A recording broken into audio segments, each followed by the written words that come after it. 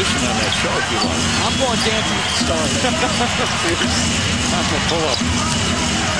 Back to the 2-3 zone again. There's only one shooter on the floor. Garnett. Garnett 3 for 3. He's starting to look like the Garnett of old. Granted, he's not going to look like the Garnett of a few years ago, but he's got a nice fluid rhythm going. Well, scoring in the post, also knocking down the mid-range jump shot, and that's when you realize you're getting your legs back. Terrell Wright misses. Joel Anthony, good job on the boards, and Garnett couldn't hold on to it.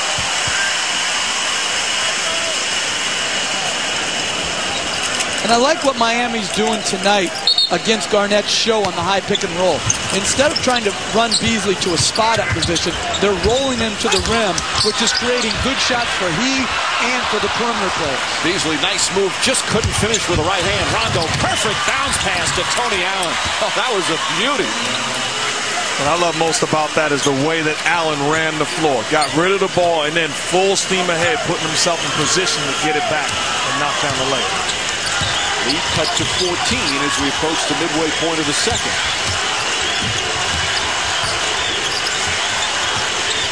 Chalmers trying to break free. Wade goes back door, goes to the rim. Shot won't go. Anthony fights and saves.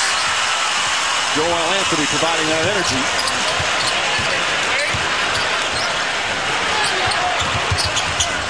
Wade's pass deflected off the rim. Wade trying to throw it off Rondo.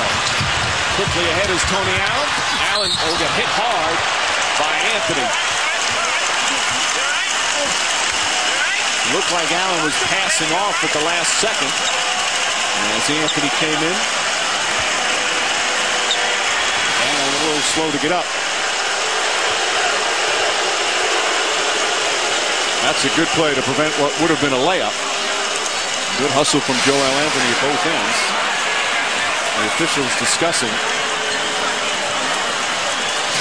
You want to get back into the ball game. This is how you get the rebound, pushes it, and then look at the sprint. The delivery on point from Rondo and then Allen finishing. But those are the type of plays where you continue to make them. You can get back into the ball game. I think the officials were talking about whether or not it was in the act of shooting, and this is the right call. But that is the 15th foul, so he's going to shoot anyway. Quentin Richardson comes back in for Miami. And I also like it, too. It gives Tony Allen the chance to gather himself so the Celtics don't have to take a timeout. Tony Allen back in the rotation. This is his 6th year, a first-round pick out of Oklahoma State, a late first-round pick. He's had all sorts of injury problems, knee woes early. Last year he had left thumb surgery. This year he missed a ton of games because of an ankle injury, only played in 54. When he's been healthy, he's a good, tough, hard-nosed player, a good defender, not certainly a pure point guard or a shooter, but he plays with a real toughness. I like him as a backup point guard. I think he's got a good enough handle. He's got speed and quickness and athleticism that when Rondo's out for the few minutes that happens, I think gives them their best chance to win. Chalmers misses. Rondo comes out of the pack. Rondo on the drive. Oh, nice move, avoiding the contact with Richardson, and then puts it in with one hand. Alley-oop to Beasley. And they call a foul on Pierce on the pass, and that's 3 on Pierce. So Allen and Pierce each with 3.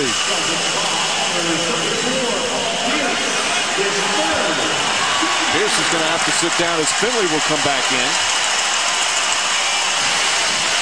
Well, this is a good push by Rondo.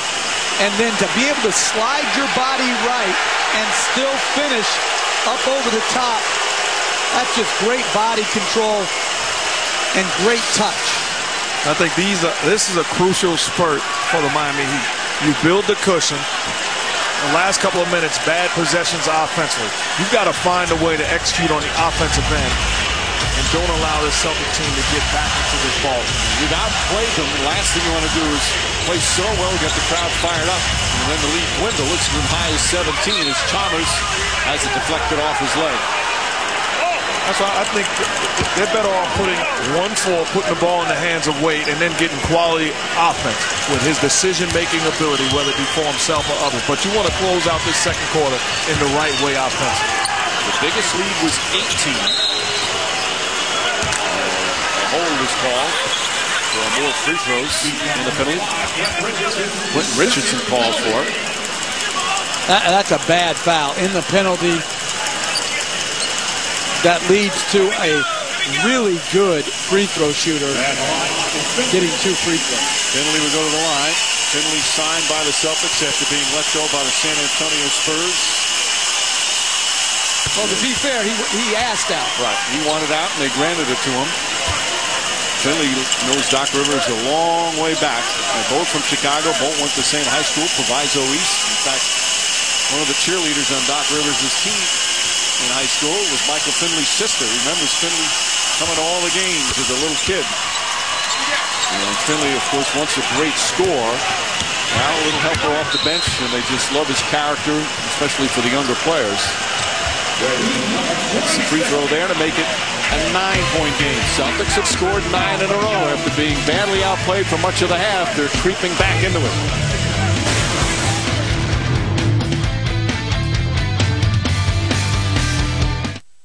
NBA Game Time Playoff Edition, the official mobile app of the NBA. Log on now to NBA.com/GameTime for up-to-date playoff highlights, scores, schedules, stats, scenarios, and more. The Cotton Candy Fest here at the American Airlines Arena. I couldn't eat all that. Like, I could only do a half a stick, then or I'd get sick when I was a kid. I think I'd get sick on the first bite, but they love it. I would love to see you and Stan as kids sharing cotton candy together. You know, my mom, she had the greatest, it was cut and choose. Somebody cut, the other one chose. Like, you know, so it was going to be even. Brilliant parenting. Can't imagine what Bill and Cindy had to go through all those years. Under 5 to play first half here in Game 4. Nice entry pass, and Wade able to put it in.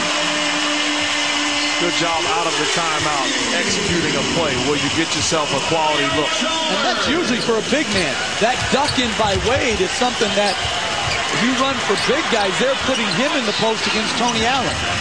Chalmers got his hands on it, but it deflected right to Finley. Garnett's jump shot, short.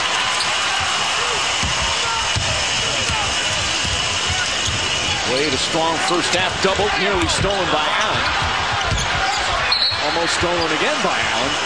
Even hawking defensively. That ball almost came in our lap, Mark. Mike Green flinched. He thought Tony Allen was coming into his lap. Was not ready to take the charge.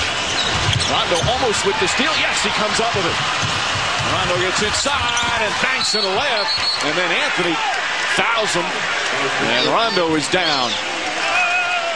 And there was a collision that pushed Joel Anthony into Rondo.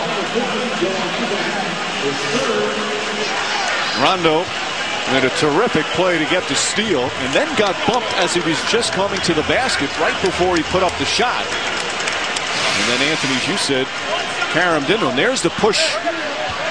And Wade almost pushed Anthony into him. Oh, boy, hit his back hard. And I think Tony Allen bumped Wade. And Wade then pushed Anthony. So the Celtics doctors and medical crew out there to see Rondo.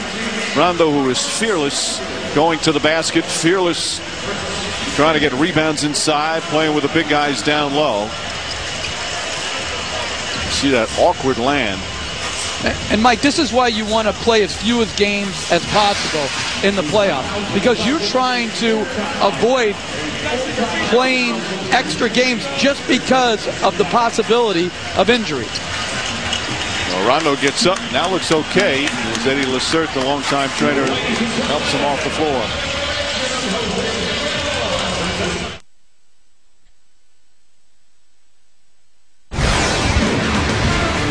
The NBA playoffs on ABC, brought to you by Denny's. Isn't it time for a serious breakfast? Denny's, real breakfast, 24/7. And the all-new 2011 Super Duty, built for tough. Not everyone in Miami here at the arena. Some on the beach as the Heat lead 45-36, and good to report Rondo is fine and will stay in the game. Rondo, of course, such an important part of this team. His players, teammates love him, including Paul Pierce. He reminds me a lot of Jason Kidd when he was younger, how, you know, if it wasn't his scoring, he dominated you with his passing and his rebounding, with his steals, his defense, and Rondo can do that. You know, he's going to pass the ball, but it's the other little things that he does so well that really go unnoticed. Just the ball pressure, getting to loose balls, offensive rebounding. You know, for a guy his size, I don't think there's nobody in the league like that. And he's still only 24 years old. That first year he had